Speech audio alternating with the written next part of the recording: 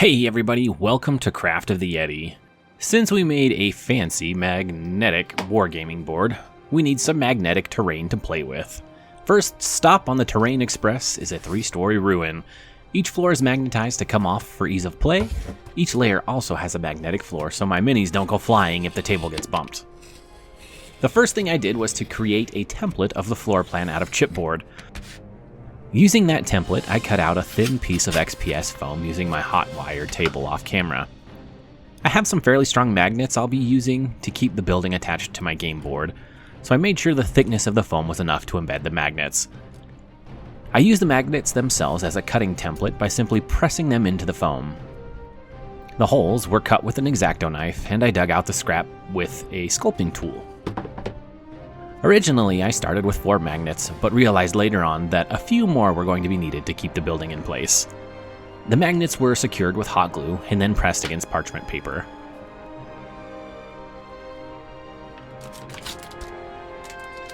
I want each level to have a magnetic floor, so using my chipboard template, I traced out the floor pattern onto some leftover metal sheets and cut the pattern out with tin snips. Before going any further, I tested my flooring material. Luckily, my mini still hangs on, and we are in business. Now, onto the flooring.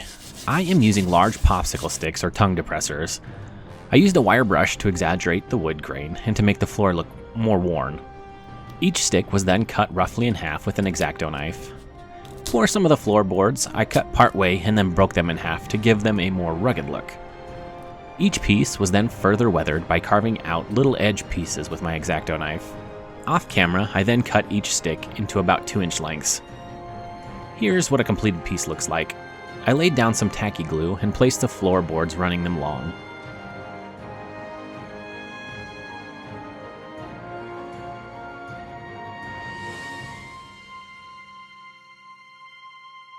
After the glue set, I cut the excess off with a pair of scissors. I tried a few other methods, but I quickly determined scissors were the way to go. I could get everything in one pass, and the cuts were clean.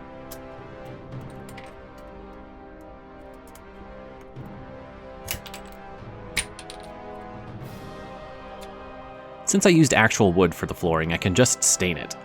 I have a dark espresso color that I like, and I applied the stain with a cheap expendable brush and wiped off the excess with a paper towel.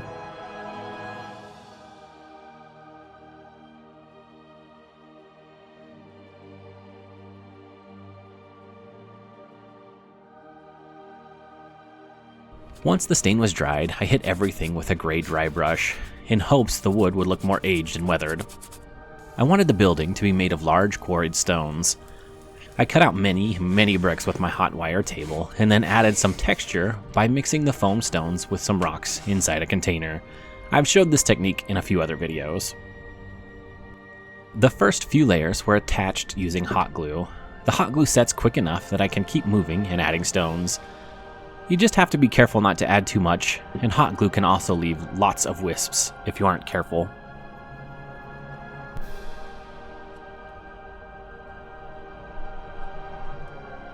Once I get higher up, I start attaching the foam with tacky glue.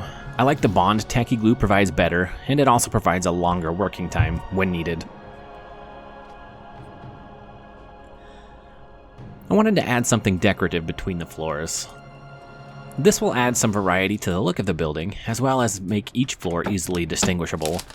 I made this trim using more XPS foam that was cut with my hot wire table. I then textured the pieces with a foil ball before gluing them together with hot glue. Each piece of trim was eyeball measured, cut, and then glued into place, and the trim wraps all the way around the entire building.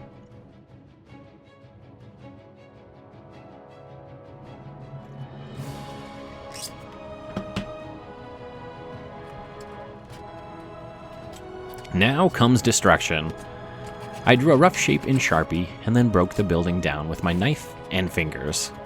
I know it's kinda gimmicky, but I love magnets, so I added them to the tops and bottoms of each floor. Each floor can be removed for easy access to the floor beneath. I can also just use each floor on its own as a ruin if I'd like. Rinse and repeat for the second and third floors. The only difference between these floors and the bottom is the base. Instead of foam, I used square wood dowels as floor joists. Off camera, I spray painted the metal sheet and then attached it here with hot glue. I also went around some of the edges with hot glue to make sure things were a bit more stable. I then used a set of pliers and broke each joist to an appropriate length. The ends are bright here and stick out quite a bit, so I stained them as well. For each level, I removed a section to show the deterioration of the building, using the methods outlined in the first floor. I 3D printed some Gothic style windows, link for the STL is in the description below. I lined them up and pressed them into the foam. This leaves an indented pattern for cutting. The windows were cut out with a sharp new blade. Now I just need to repeat that for the rest of the building. Here is what the building looks like with all the windows inserted. They also need a bit of wear and tear, so I took care of that with some snippers. Everything got a base coat of pewter gray.